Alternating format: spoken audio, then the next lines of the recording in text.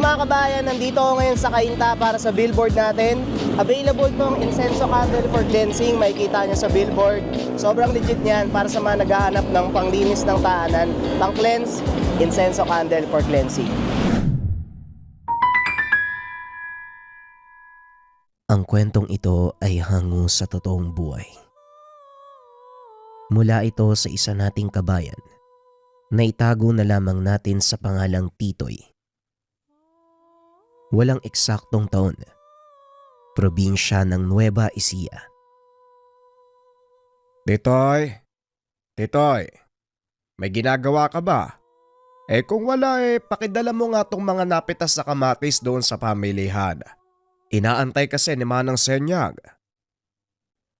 Wika ni Mang Cardo. Sige po, Lolo. Ako na pong bahala dyan. Tatapusin ko lang hutong ginagawa ko. O sige, kumain ka rin bago umalis ha.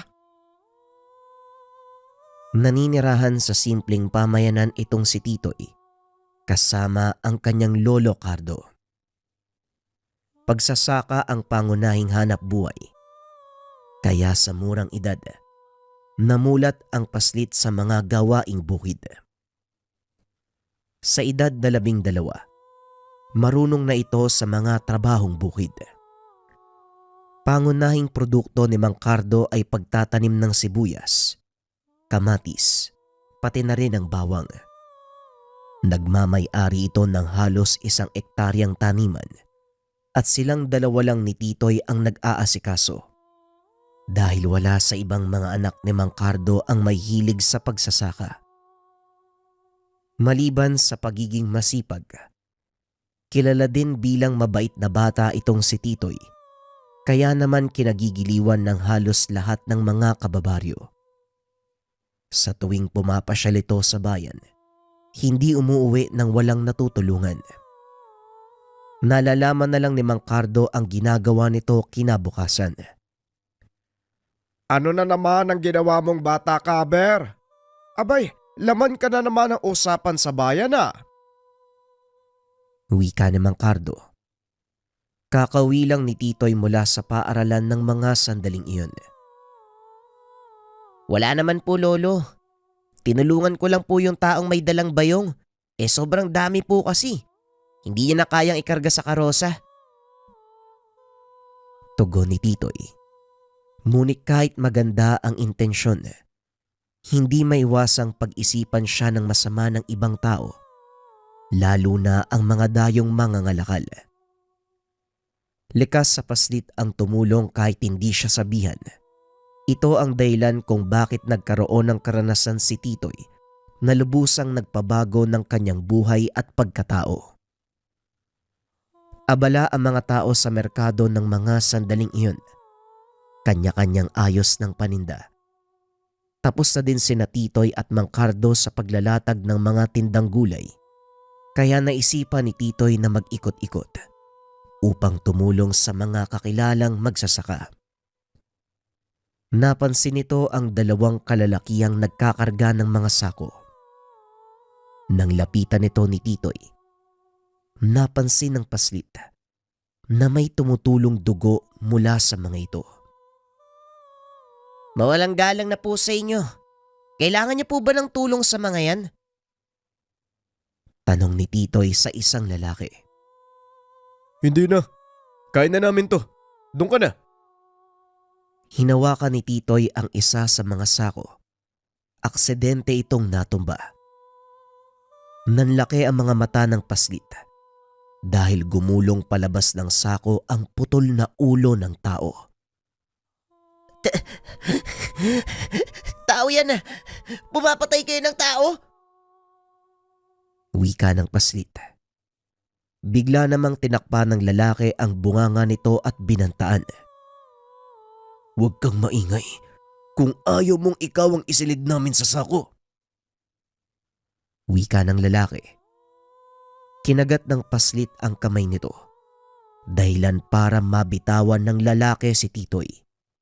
Tumakbo siya papasok sa maraming tao dahil nalaman na nito ang kanilang sekreto. Hindi hinayaan ng 2 kalalakihan na makaligtas ang paslit. Hinabol nila si Titoy papasok ng palengke. Ngunit bago pa man maabutan, may matandang lalaking humarang sa kanila. Hanggang dyan lang kayo. Subukan yung galawin ng batang yon, pagsisisihan niya. Wika ng matanda. Mang Ingo, ikaw na naman. Huwag ka sanang makialam sa ginagawa namin. Kailangan namin siyang patayin dahil nalaman niya ang gawain. Talagang hinahamon mo ko, aswang. Sige, subukan mo. Tignan natin kung kaninong katawan ang makikitang nakadusay sa daanan. Muling wika ni Mang Ingo.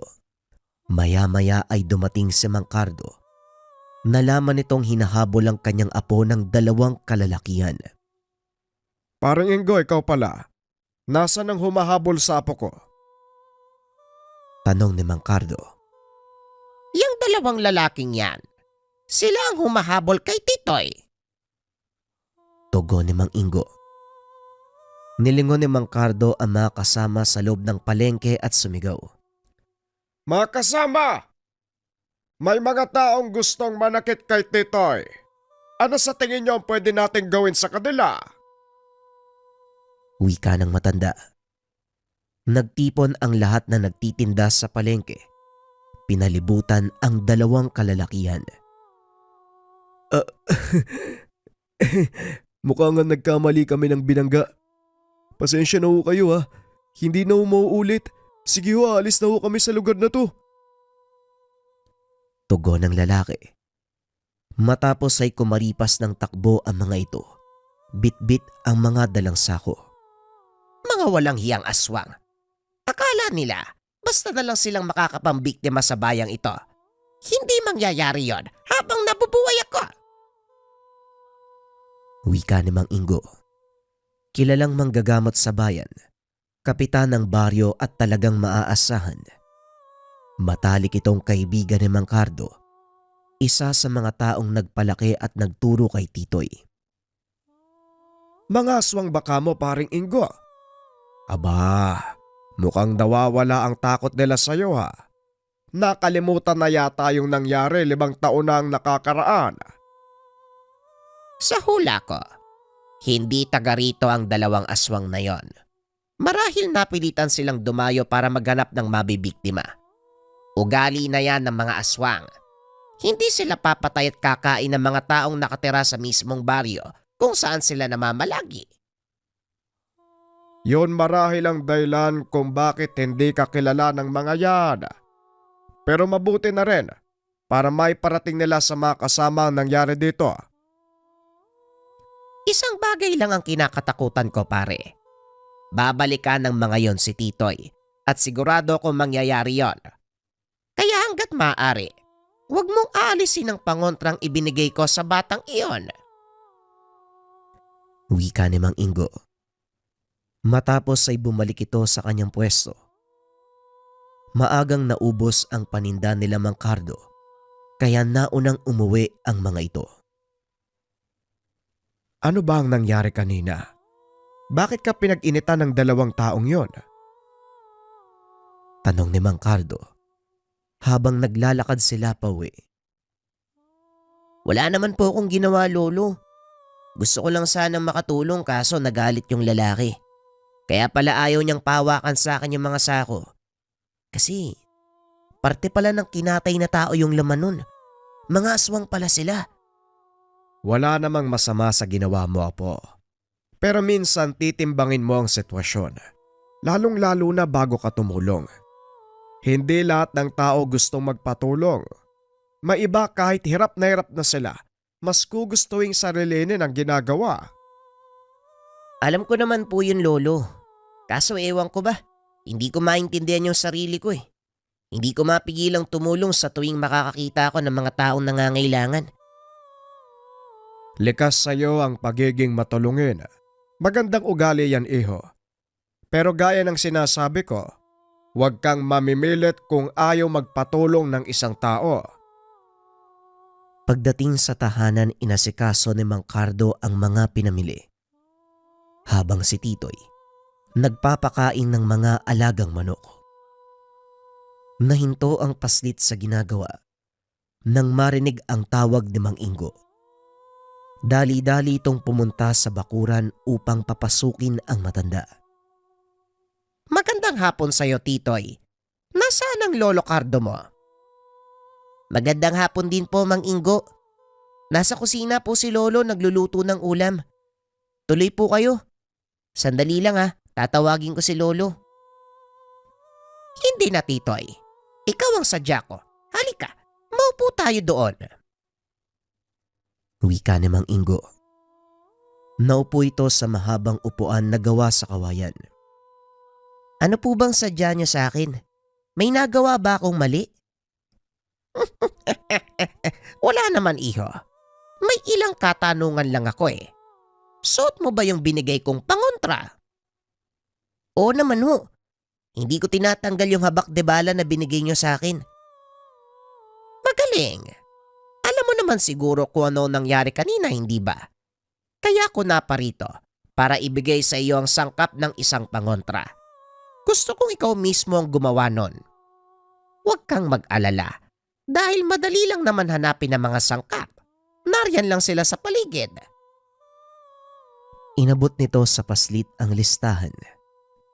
Kalakip nun, mga orasyon na iuusal matapos gawin ni Titoy ang pangontra. Kusol. Meron po niyan dito sa likod ng bahay. Tangkay ng makabuhay. Marami doon, no? Bawang. Aba, tamang-tama. Kakaani lang namin kahapon eh. Kaya maraming nakaimbak pero saan kaya ako kukuha ng lana? Ako nang bahala dyan. Ito, may dala kong lanahan. Simulan mo na ang pagkuha sa mga kakailanganing sangkap nang maturuan kita kung paanong gawin ang sinasabi kong pangontra. Wika ni Mang Ingo. Dali-daling kumilos si Titoy. Nang maipon nito ang mga kakailanganin, bumalik siya sa kinauupuan ng matanda. Ito na po, Manong. Naipon ko na po ang lahat. Magaling! Sandali at magpapaningas lang ako ng apoy para maisalang yang langis. Kailangang katamtamang init lang para kumatas ang mga sangkap. Habang nagpapaningas ako, balatan mo yung bawang, pati yung kusol. Putol-putulin mo na rin ang makabuhay. Ilagay mo sa garapong ito. Wika ni Mang Ingo. Dumungaw si Mang Cardo sa pintuan. Nakita ang dalawa na abala sa kanilang ginagawa. Alam ng matanda ang gustong gawin ni Mang Ingo. Kaya naman hinayaan niya ito. Tapos na ho. Nailagay ko na po lahat sa garapon. Ano pong susunod kong gagawin, Mang Ingo? Magaling! Sakto at mainit na din ang lana. Ako nang bahala. Ibinuhos nito ang lana sa garapong puno ng sangkap. Hinayaang lumamig matapos ay tinakpan. Binalot ito ng itim na tela. Tapos na po ba ang pangontra, Manong? Hindi pa. Nasaan ang papel na binigay ko sa'yo? Nandito ho. Ano pong gagawin ko dito? Basahin mo ng 7 ulit ang orasyon na yan. Iihip sa garapon. Tapos ibabaon natin sa loob ng 7 araw o 1 linggo. Saka palang gagana ang ginawa nating pangontra. Wika ni Mang Ingo. Para saan po ba yung pangontra na to, Manong? Para sa mga aswang. Nakaengkwentro mo sila kanina at paniguradong babalik sila, lalo pat alam mo ang sikreto. Nang matapos ang kanilang ginagawa, nakipag-usap sandali ang matanda at nagpaalam na nauuwi. Matapos ang 1 linggo, bumalik ito upang hukayin ang kanilang ibinaong lana. Gagana na po ba yung pangontra, Manong? O may kailangan pa akong gawin? Gagana na ang pangontrang yan. Kailangan na lang isalin sa maliit na botelya para madala mo ito. Kahit saan ka magpunta. Hindi natin alam ang kilos ng mga aswang, Titoy. Maaaring hindi sila kumikilos ngayon dahil naghahanap ng tamang pagkakataon. Kaya dapat handa ka anumang oras. Ano pong gagawin ko kung sakaling sumalakay sila? Dalawang bagay ang maaaring gawin ng lanang ito, Titoy. Malalaman mo kung palapit na ang aswang dahil kukulo ito. At sa oras naman na salakayin kanila, maaari mong basagin ang sisidlan at isaboy sa mga aswang ang laman. Masusunog ang kanilang balat dahil sa pinaghalong sangkap at orasyon.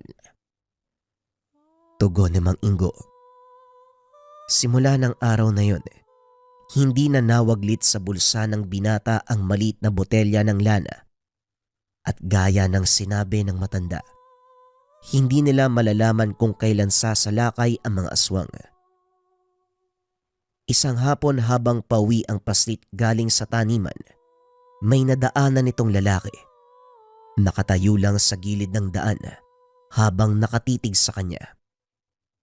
Hindi to pinapansin ni Titoy, ngunit nang maramdaman niyang kumulo ang langis na nakasugbit sa tagiliran, dali-daling tumakbo ang paslit hanggang sa makarating ito sa mataong lugar.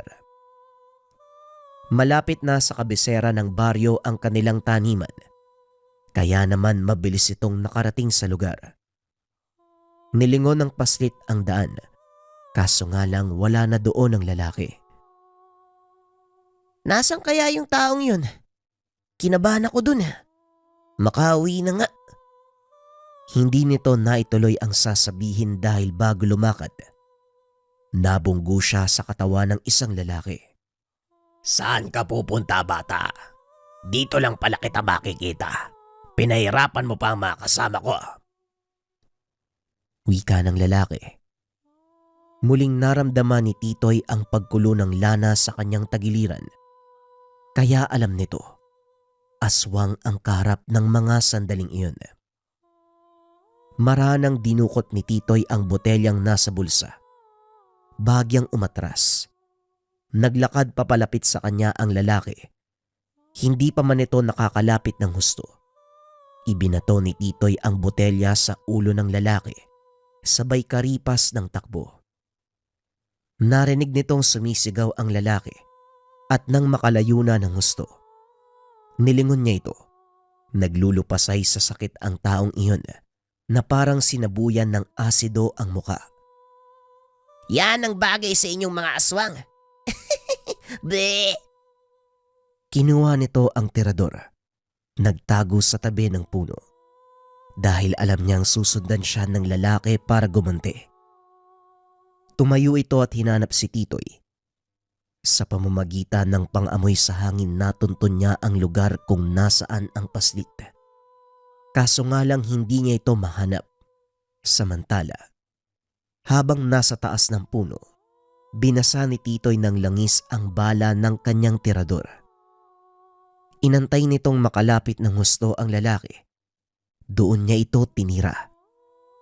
Tinamaan sa noo ang kalaban, dahilan ng muli nitong pagkatumba. Napasigaw sa galit ang lalaki at dali-daling bumaba ng puno si Titoy. Tumakbo para tumakas. Pagdating ni Titoy sa gitna ng malawak na kapatagan, inantay nitong lumabas sa kakawian ng kalaban.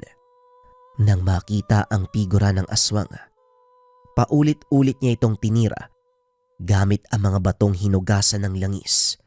Mahusay sa paggamit ng tiradorang binata, libangan niya ang humuli ng mga ibon sa tuwing nagbabantay siya ng kanilang bagong tanim na gulay. Walang yakang bubwit ka. Bumalik ka dito. Wika ng lalaki habang sinasapo ang nasusunog na muka. Kinuha naman ni Titoy ang pagkakataon upang makalayo sa lugar. Nang magmulat ang kalaban, hindi niya na maramdaman ang presensya ng paslit. Mabilis na nakaalis si Titoy sa lugar. Pagdating nito sa tahanan, ipinaalam nito kay Mang Cardo ang nangyari. Anong sinabi mo? Ay paano ka nakatakas? Tanong ni Mang Cardo habang inuusisa ang katawan ni Titoy. Wala po kong pinsala, lolo. Hindi niya nga ako nahawakan eh. Nakaligtas po ko sa pamamagitan ng itinurong pangontra ni Mang Ingo. Ay mabuti naman kung ganon. Pero natatakot pa rin ako eh. Paano kung nasundan ka ng mga aswang? Kaya nga ho kailangan malaman ni Mang Ingo ang nangyari. Pwede po ba natin siyang puntahan, Lolo? Tugon ni Titoy. Medyo maaga pa ng mga sandaling iyon, kaya sinamahan ni Mang Cardo ang paslit. Pumunta sila sa tahanan ni Mang Ingo. Aba, mukhang ginabi kayo ng pagpunta. Anong may paglilingkod ko, paring Cardo? Mangyari kasi itong si Titoy nagkaroon ng engkwentro sa aswang. Nasabuyan niya daw ng ginawa mong pangontra ang buka eh. Ayun, nasunog. Siya nga ba? Pero alam mo bang hindi lang yan ang maaaring gawin ng ginawa mong Lana, Titoy? Halik kayo sa loob ng bahay para maipaliwanag ko ng maayos ang bisa ng pangontrang itinuro ko sa iyo. Naganda ng makakain ang matanda. Matapos ay naupo sa harapan nila Titoy. Ano pa po ba yung bisa ng Lana, Manong? Ang Lana ay lason para sa aswang. Hindi to tatalab sa unang tinamaan. Ngunit sa oras na hawakan siya ng iba pang aswang, doon iepekto ang kamandag. Hanggang sa kumalat ito sa lahat.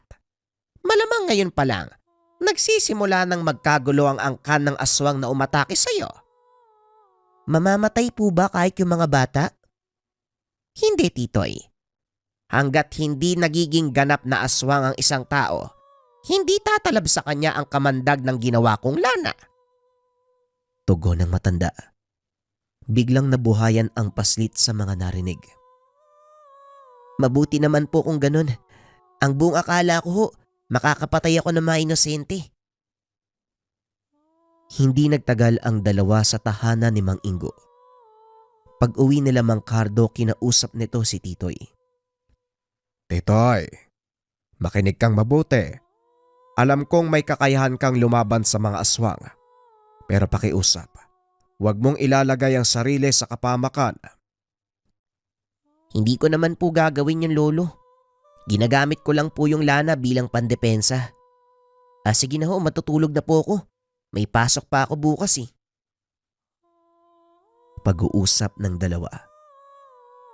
Kinabukasan habang naglalakad papuntang paaralan, narinig ni Titoy ang usap-usapan sa baryo. Namatay ang buong pamilya ng isang taong nagngangalang Kiko. Hindi matukoy ang sanhi ng kamatayan, ngunit malakas ang hinala na gawa ito ng isang manlalason. Napangiti si Titoy. Sa isip-isip ng paslit, si Kiko ang aswang na nakalaban niya nung nakaraang araw. Pagsapit ng hapon pagkatapos ng klase, tumuloy si Titoy sa tahanan ni Mang Ingo para kumpirmahin ang nangyari. Tama ka, Titoy. Namatay nga ang buong pamilya ni Kiko, maliban sa mga bata. Mukhang siya din ang aswang na nakalaban mo, iho. Alam ko po, Manong. Kasalanan din naman niya. Siya yung naunang sumugod. Pinagtanggol ko lang po yung sarili ko. Ramdam ni Mang Ingo na nakukonsensya ang paslit. Normal lang na makonsensya ka kung tao ang napatay mo, Titoy. Pero tandaan mo, mga aswang sila. Tama lang ang ginawa mong pagtatanggol sa sarili. Hindi lang ang pamilya ni Kiko ang mamamatay, kung hindi ang buong kawan na kinabibilangan niya. Pinagbilin po sa akin ni Lolo Cardo. Wag daw ako magsisimula ng gulo sa mga aswang. Pero sila naman po yung nauna, Manong eh. Hindi na sana hahantong sa ganito kundi ako inatake ng sinasabi niyong Kiko. Hindi dito nagtatapos ang lahat, iho. Gagante si Kiko at sigurado yon. Asawa niya ang namatay. Kabilang na din ang 2 pang matatandang aswang. Sa oras na makarating sa kanilang kawan ang nangyari, maaaring buong puwersa silang sumugod sa baryo. Matagal na panahon na rin akong hindi nakikipaglaban sa mga impaktong yan. Mukhang kinakalawang na ang kasukasuan ko. Sandali lang po, Manong.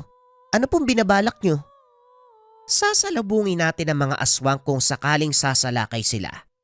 Pero sa ngayon wala tayong gagawin kung hindi ang mag-intay. Hindi tayo gagawa ng anumang hakbang na maaaring makapagpasiklab ng galit ng mga aswang. Lumipas ang mga araw. Wala namang nangyaring kakaiba. Nagpatuloy sa pang-araw-araw na buhay ang lahat. Walang alam sa panganib na paparating. Hanggang isang araw, aksidenteng narinig ng isa sa mga taga-baryo ang pag-uusap ng hindi kilalang mga kalalakian.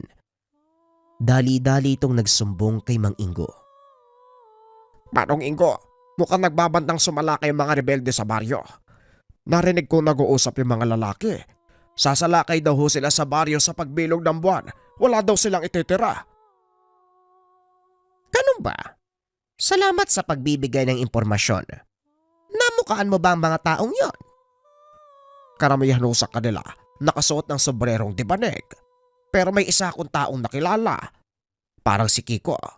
Pero sunog ang muka. Nanlaki ang mga mata ni Mang Ingo. Alam nitong hindi rebelde ang sasalakay kung hindi mga aswang. Dito niya tuluyang nakumpirma ang pinakabisa ng sandata ni Titoy. Hindi lubusang maaapekto ang unang tinamaan. Ang maaaring mamatay ang mga kapamilya ng aswang na hahawak sa sugat ng napinsala. Ito ang sumpa sa mga nilalang ng lana na gamit ni Titoy. Ang aswang na sumalakay at tinamaan ng pangontra, ito ang magkakalat ng lason sa angkan. Salamat sa pagbibigay ng impormasyon. Ako nang bahalang magsabi sa otoridad. Pero hanggat maaari, huwag mong ipagsasabi ang mga narinig mo sa mga tao. Maaari itong magdulot ng hindi inaasahang komosyon. Maliwanag po, Manong. Wala po muna akong pagsasabihan hanggat hindi niyo po nakukumpirma. Maraming salamat ho. Mauna na ho ako. Lingid sa kalaman nito, natunogan siya ng mga taong nag-uusap. Habang naglalakad, dalawang lalaki ang humarang sa kanya. Walang awang nilapa. Naggutay-gutay ang katawan ni Tasyo. Kinabukasan, nalaman ni Mang Ingo ang pangyayari. Dahilan para lalong lumakas ang hinala ng matanda. Nagpunta ito sa tahanan nila Mang Cardo upang ibalita ang nangyari. Mukhang nagsisimula ng kumilos sa mga aswang, Cardo. Nanganganib hindi lang si Titoy, kundi maging ang mga taga-baryo. Yan din ang inaalala ko, Ingo. Paano ngayon yan? Kakayanin mo ba silang pigilan mag-isa ka lang? Hindi na gaya ng dati. Meron kang taglay na lakas. May mga kasama pa na pwedeng makipagsabayan sa mga aswang. Tama ka pa rin, Cardo. Pero bilang kapitan ng baryong ito, kailangan kong ipagtanggol ang nasasakupan kahit ikamatay ko pa. Nakikinig lang si Titoy ng mga sandaling iyon. Nag-iisip ito ng maaaring gawin para makatulong. Kung hindi niyo na itatanong, mahusay sa paggawa ng mga patibong ng ibon itong si Titoy. Pasimpleng lumabas ang paslit at kumuha ng itak sa kusina. Nagtungo ito sa kagubatan upang manguha ng yantok at kawayan na gagamitin sa gagawing patibong. Naglakad-lakad sa paligid ng tahanan. Ang buong akala ng dalawang matanda ay naglilibang lang ito. Ngunit lingid sa kaalaman nila na sinusukat ni Titoy ang kabuuan ng kanilang paligid. Tuloy-tuloy pa rin ang paggawa niya ng mga lanang pangontra mula sa itinurong pamamaraan ni Mang Ingo. Sa pagkakataong iyon, inilagay nga ang lana sa mga sisidlang gawa sa putik. Ginamit na bala sa mga patibong na ginawa. Handa na mga bomba ko. Ngayon subukan yung lumapit sa loob ng bahay. Tignan natin kung may matira sa inyo. Wika ni Titoy sa sarili. Nanguha din ito ng mga bunga ng irok. Tinanggal ang laman. Nilagyan ng lanang pangontra. Pinapatakan niya ito ng kandila bilang pangtakip. Sa mga hindi nakakalam, ang bunga ng irok ay siyang pinagkukunan ng kaong. Kapag biniyak ito sa gitna, makakakita ka ng 3 puting bato. Kapag tinanggal, nagiiwan ng mga butas na pwedeng maging sisidlan. Nakita ni Mang Cardo ang pinagkakaabalahan ng apo, kaya nilapitan niya ito upang tanungin. Mukhang abala ka sa paggawa ng laruan Hindi naman po lolo. Wala lang talaga akong magawa. Nagpapantok pa kasi ko eh. Bakit nasa labas ang sisidlan mo ng lana? Lolo, hindi ko naman yan hinihiwalay sa katawan ko eh. Gaya ng bili ni Manong Ingo. Alam kong naghahanda ka sa pagsalakay ng mga aswang. Ganon din naman ang lahat, Titoy. Huwag kang mag-alala. Tiwala ako sa mga ginagawa mong patibong. Nagulat ang Paslit. Nalaman ng matanda ang kanyang ginagawa. Gusto ko lang po sanang maging ligtas tayo laban sa mga aswang. Di ba ang sabi niyo nga ho, huwag ako magsisimula ng gulo laban sa kanila. Kaya mas mabuting gumawa na lang ng paraan para iwasan nila tayo. Maganda ang intensyon mo. Ngunit tandaan mo, Titoy, aswang ang makakalaban natin. At isa pa, wala tayong ideya kung kailan sila sasalakay. Malalaman natin pag malapit na sila lolo. Ang lana ni Mang Ingo, kayang maramdaman ang presensya ng mga aswang. Sa oras na kumulo ang mga lanang inilagay ko sa haligi ng bahay. Isa lang din ang ibig sabihin nun. Nandito na sila. Habang nagsasali ng lana sa maliit na botelya, inabot nito ang ilan kay Mang Cardo. Sinabing wag iwawaglit sa katawan. Hindi lubos maisip ng matanda.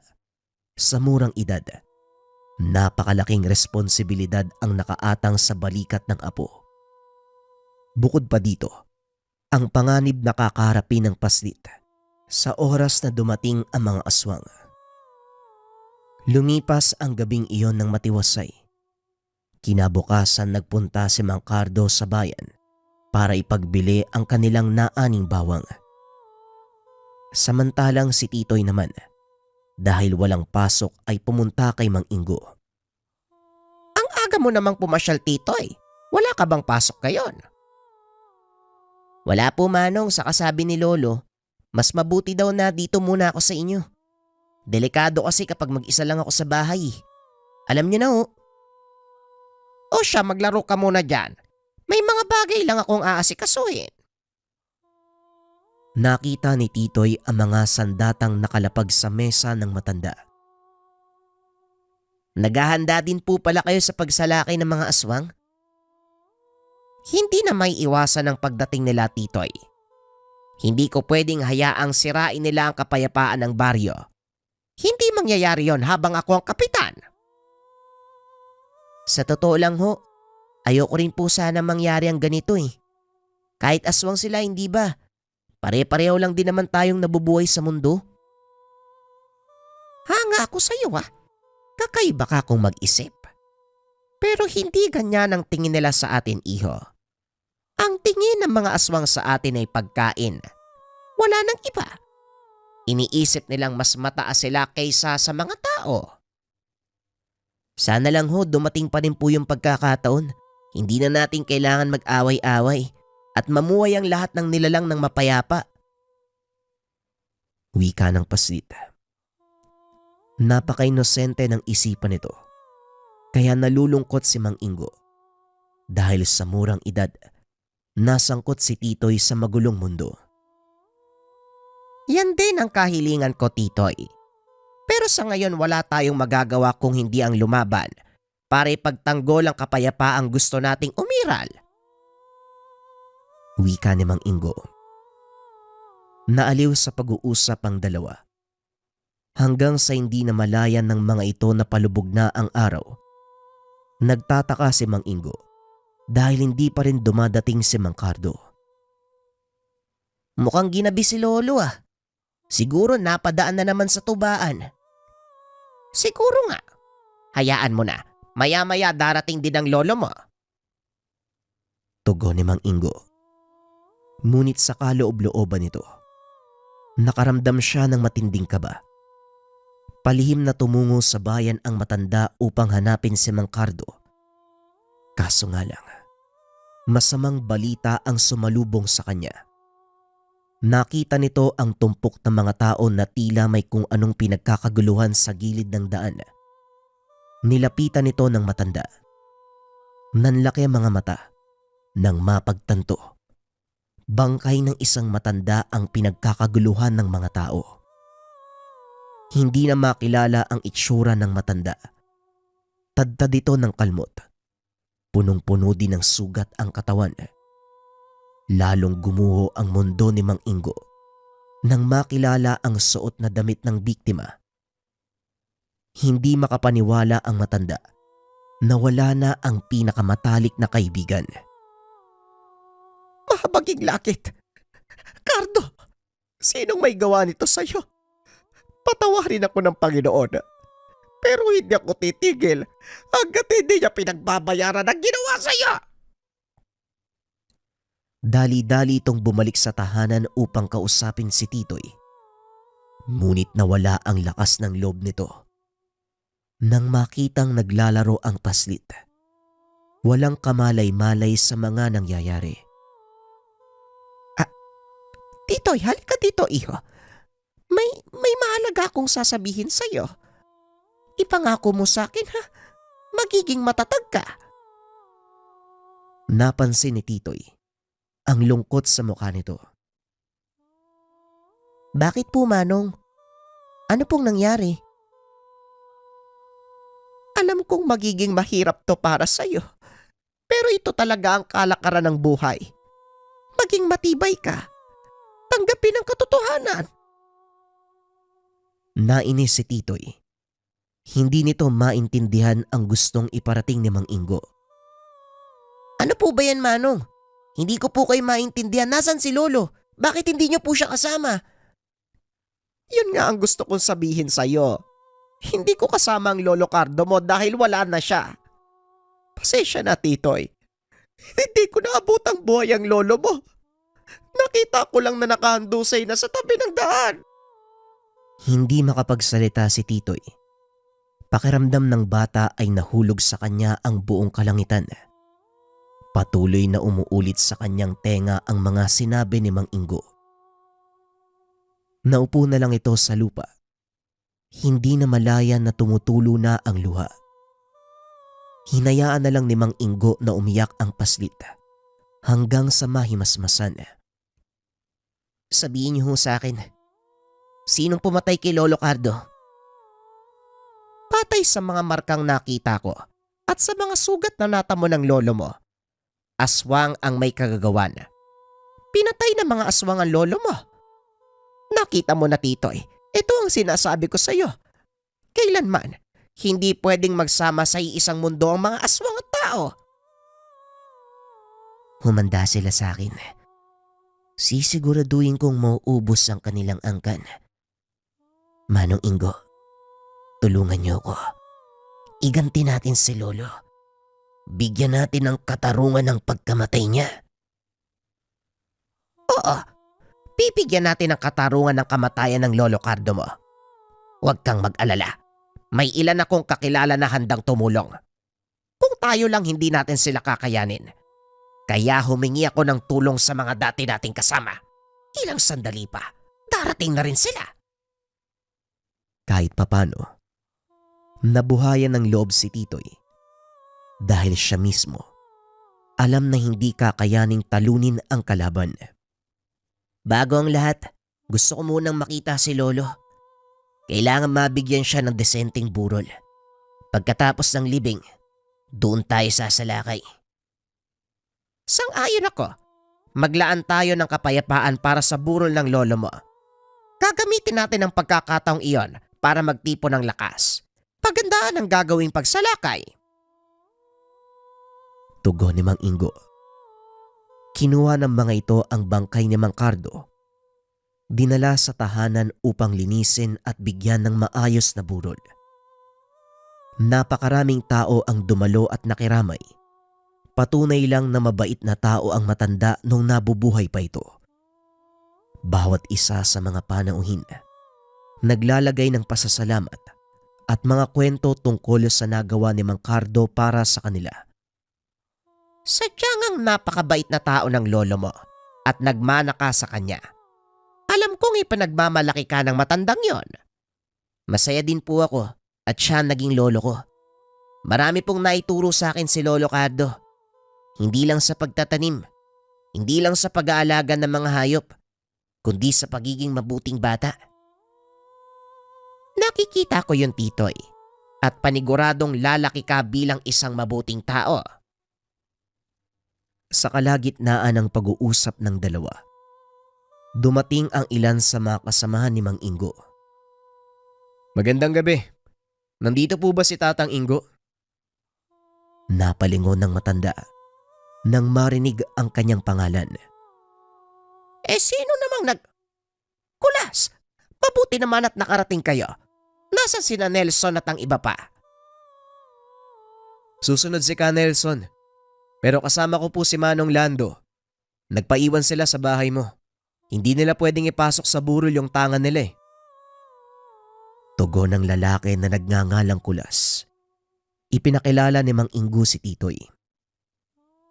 Ganun ba nga pala? Ang batang ito ay si Titoy. Apo siya ng nakaburol. Nakikiramay ako. Ikinagagala kitang makilala.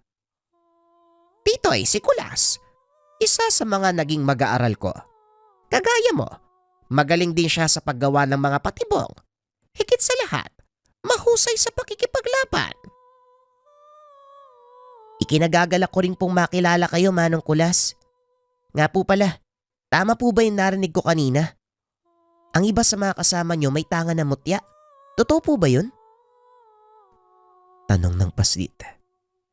Ito ang kauna-unahang pagkakataon na makakasalamuhan ni Titoy ang mga antingero. Oo, si Ka Nelson at Mang Abel. Sila ang pinakamagaling na antingerong nakilala ko. Mamaya lang makikita mo rin sila. O siya, ilagay mo muna sa loob ng tahanan ng mga dala mo. Samahan mo kami sa lamay. Wika ni Mang Ingo. Iniwan nito sandali si Titoy sa tabi ng kabaong ni Mang Cardo. Sumakto naman na nakabalik na si Kulas. Alam mo, maserte ka ha? Si Ka Ingo naging maestro mo. Marami kang matututunan sa kanya, kaya pagbutihan mo ang pagsasanay. Alam ko po, marami nga po siyang naituro sa akin eh. Gaya na lang ng paggawa ng lanang to. Tugon ni Titoy. Sabay pakita ng botelyang nakasuot sa kanyang leeg. Yan ang pinakamahusay na panlaban sa aswang ni Ka Ingo. Siya mismo ang gumawa niyan eh. Alam mo ba, malaki ang naitulong ng lanang yan sa mga misyon namin noon. Talaga po, paano? Bukod sa taglay na proteksyon, may kakayahan ng lana na tunawin ang laman ng isang aswang. Lalo na kung magagawa mo itong painom sa kanya. Malakas na laso ng taglay ng lana. Kakalat yan sa kanilang lahat. Kahit isang aswang lang ang masugatan mo gamit ang patalim na nailubog sa lana, siguradong uubusin sila nito sa oras na mahawakan nila ang aswang na naapektuhan. Alam ko pong tungkol sa lason. At sa palagay ko, ito nga ang pinagbulan ng lahat ng guloy. Pinaliwanag ni Titoy ang nangyari. Nagulat si Kulas dahil nagawang makaligtas ng paslit mula sa kamay ng isang malakas na aswang. Si Kiko. Sa pagkakaalam ko, isa siyang malakas na aswang eh. Pinuno ng malaking kawan sa lugar na ito. Mukhang malaking natutulog na buhaya ang ginising mo, bata. Maya-maya ay bumalik si Mang Ingo.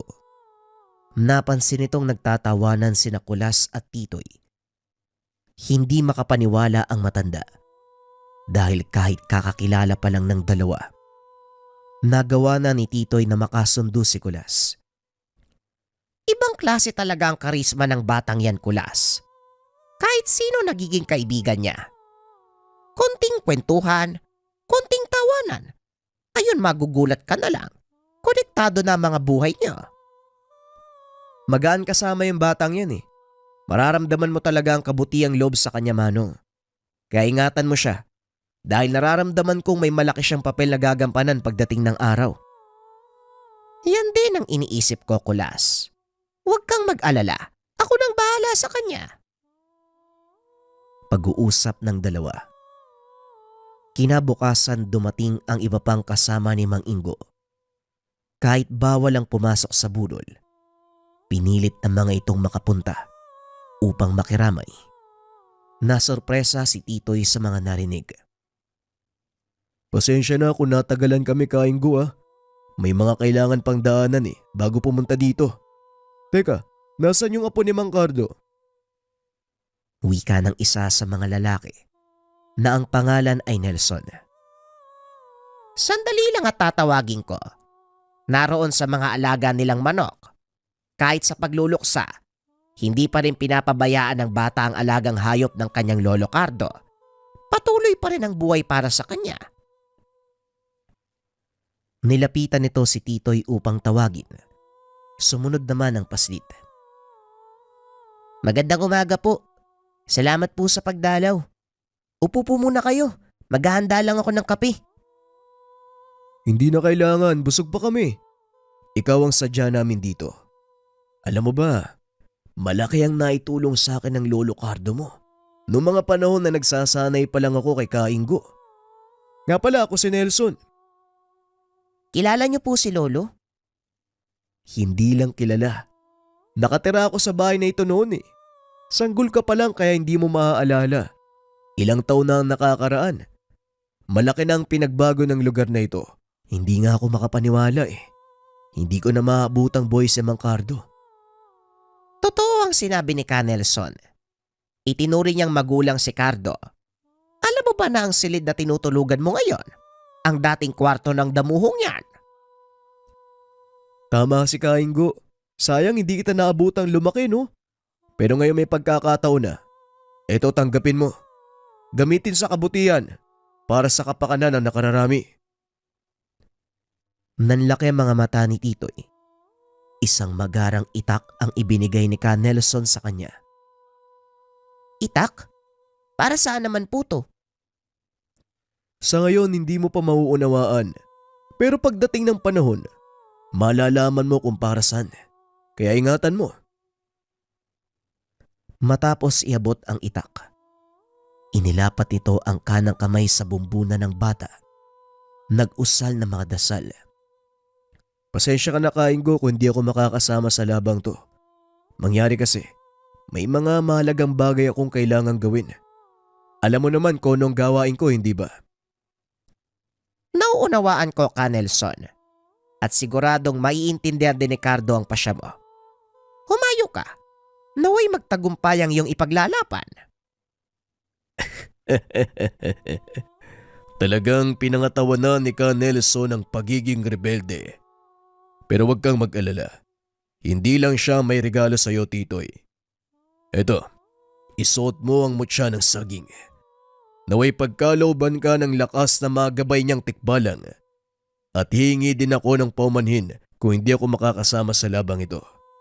Kainggo, ikaw na magpaliwanag. Mauna na ako. Si Lando, isa ding manggagamot kagaya ko. Kinakailangan niyang bumalik sa sariling baryo. Dahil sa oras na malaman ng mga kalaban na wala siya roon, magkakaroon ng malaking kaguluhan. Grabe, ang angas na mga kasama mo, Manong. Nagulat siya. Lumuhod sa harapan niya ang isang lalaki. Wala ko mayaalay sa'yo, pasensya na ha. Kundi ang tulong ko sa pakikipaglaban. Hindi ko din kilala ang lolo Cardo mo pero batay sa dami ng taong nandito ngayon, napagtanto ko isa siyang mabuting tao. Karapat dapat na pag-alayan ng buhay. Abel, sapat na ang pagpunta mo dito. Maraming salamat. Matapos ang ilang araw, inilibing si Mang Cardo. Nabalot ng kalungkutan ang paligid. Panandali ang nagkaroon ng katahimikan.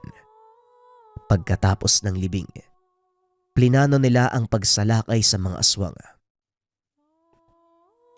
Ang kailangan nating gawin sa ngayon ay siguraduhin ang kaligtasan ni Titoy.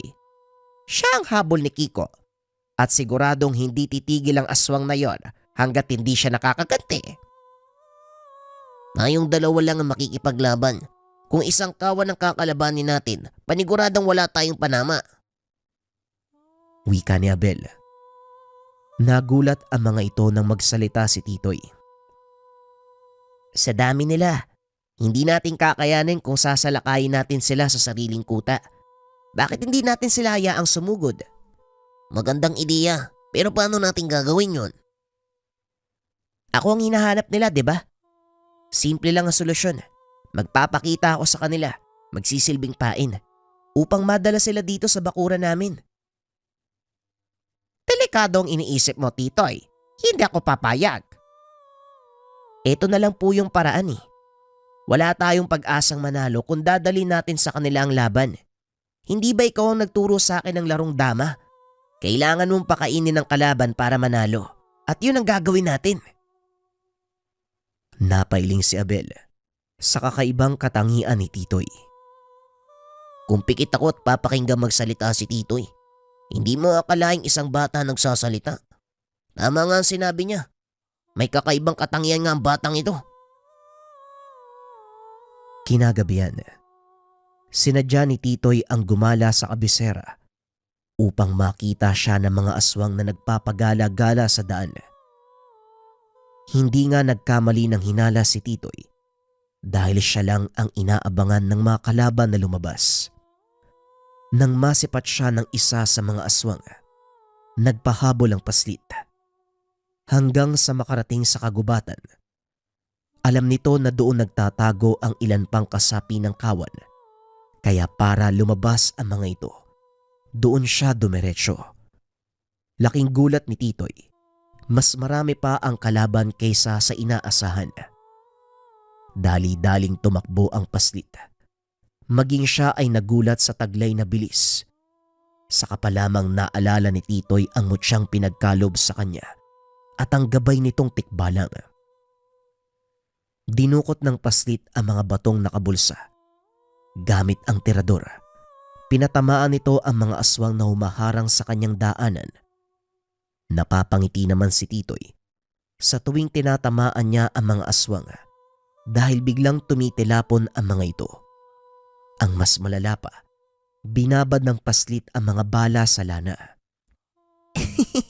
Bawang lang pala yung katapat niya eh.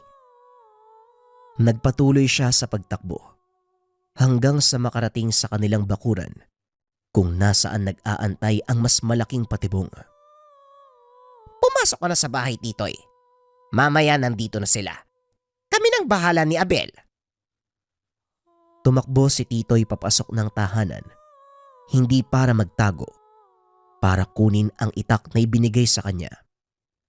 Binuhusan niya ito ng lana na may nakababad na bawang. Muling tumakbo palabas ng bahay. Saktong naroon na ang mga aswang. Nag-aantay ng hudyat mula sa kanilang pinuno. Maya-maya nagpakita si Kiko. Nakatitig ito ng masakit kay Titoy. Ramdam ng paslit ang matinding galit nito. Ngunit kumpiyansa silang mananalo sa laban. Sa wakas, nasukol din kita. Ang lakas ng lobong harapin ako. Ngayon matitikman mo ang galit ng isang aswang na nawala ng mahal sa buhay. Pareho lang tayong nawalan. Pinatay na mga kauri mo si Lolo Cardo.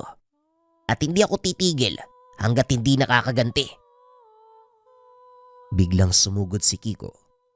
Ngunit hinarang ito ni Abel. Nagsipagsigawan ang mga aswang na nasa paligid. Unti-unting humahakbang papasok sa bakuran. Napapangiti si Titoy dahil ito ang pinakainaantay niyang pagkakataon. Nang makatawid ang mga ito papasok ng bakuran, biglang sumambulat ang ginawang patibong ng binata. Nagsigawan ang mga aswang dahil umulan ng lanang pinagbabara ng bawang. Nabalot ng matinding ingay ang paligid dahil sa mga angil ng nahihirapang aswang. Walang yaka. Anong ginawa mo sa mga kalahi ko? Hindi ko ito papalapasin. Sisiguraduhin kong mamamatay ang bawat isa sa inyo. Wika ni Kiko. Wala itong magawa kung hindi pagmasdan ang mga kalahi na unti-unting nauubos. Mukhang dito na nagtatapos ang kasaysayan ng inyong angkan, Kiko. Matagal na panahon na ring nabalot ng takot ang baryo dahil yan sa inyo. Pero ngayon, unti-unti itong magbabago. Tugon ni Kainggo. Napasigaw na lang si Kiko dahil wala na itong magawa. Hinawakan ni Titoy ng maigpit ang kanyang itak. Tumakbo papunta kay Kiko. Itinarak ng paslit ang talim nito sa katawan ng aswang hanggang sa mapaluhod. Para yan sa mga taong pinahirapan nyo at naulila. Dahil yan sa kahayukan nyo sa laman. At ito naman, para sa lolo ko. Binuksan ni Titoy ang dalang sisidlan. Ibinuhos sa bunganga ni Kiko ang laman. Nangisay ang katawan ng aswang hanggang sa tuluyang matupok. Napaligiran ng nagliliyab na katawan ng mga aswang ang bakuran nila Titoy. Hinayaan lang nitong magningas bilang tanda na nabigyan ng hustisya ang mga taong namatay dahil sa gawa ng mga aswang. Napakahusay mo talaga magplano, Titoy. Hindi ko akalain magtatanim ka pala ng patibong sa paligid. Matagal ko na pong pinagandaan ng araw na to. Kaya alam kong mananalo tayo. Lokong bata to. Kaya pala panay ang hingi mo sa akin ng lana. Pag-uusap ng tatlo. Bagaman nakita nila kung paanong natupok ang katawan ng mga aswang, hindi pa rin makapaniwala si Mang Ingo na matatalo nila ang mga ito. Ilang taon din ang ginugol niya sa pakikipaglaban, ngunit hindi niya nagawang talunin ng lubusan ang mga aswang. At ang mas nakakamangha, isang baguang paslit na walang alam kung hindi ang pagsasaka ang nakatalo sa mga ito. Sa paglipas ng panahon, unti-unting nanumbalik ang sigla ng baryo. Nawala ang takot na bumabalot sa mga tao. Nagagawa na nila ng maayos ang mga gawain lalo na sa bukid. Si Titoy naman, ipinagpatuloy ang buhay bilang magsasaka. Ilang beses siyang sinubukang kunin ng mga tiyahin, ngunit hindi sumama ang paslit. Mas pinili nitong manatili sa pangalaga ni Mang Ingo. Ipinagpatuloy din ng paslit ang pag-aaral sa panggagamot, hanggang sa tuluyang naging mahusay sa napiling larangan. Sa paglipas ng mga taon, binata na si Titoy. Kilala na ito, narerespeto sa kanilang bayan bilang manggagamot. Nagawang makapagtapos ng pag-aaral sa kolehiyo, naging pulis. Pinagsabay nito ang tungkulin sa mga tao at tungkulin sa bayan, maging ang pangangalaga sa naiwang bukirin ng kanyang lolo Carlo.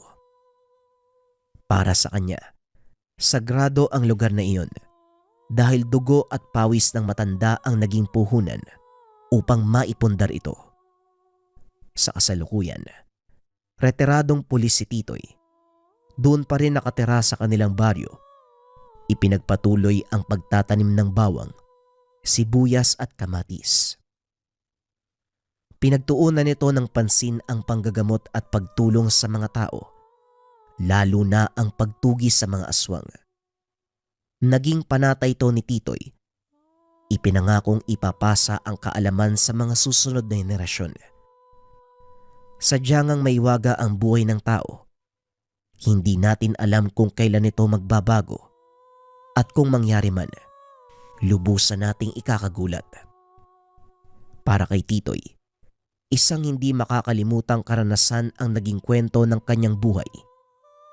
Hindi akalain ng noon na paslit na magkakaroon siya ng pagkakataong makaharap ang mga aswang na inakalang sa kwento lang makikita.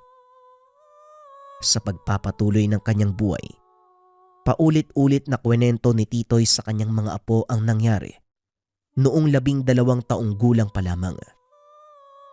Inakala ng kanyang mga apo na kwentong barbero lang ang mga ito.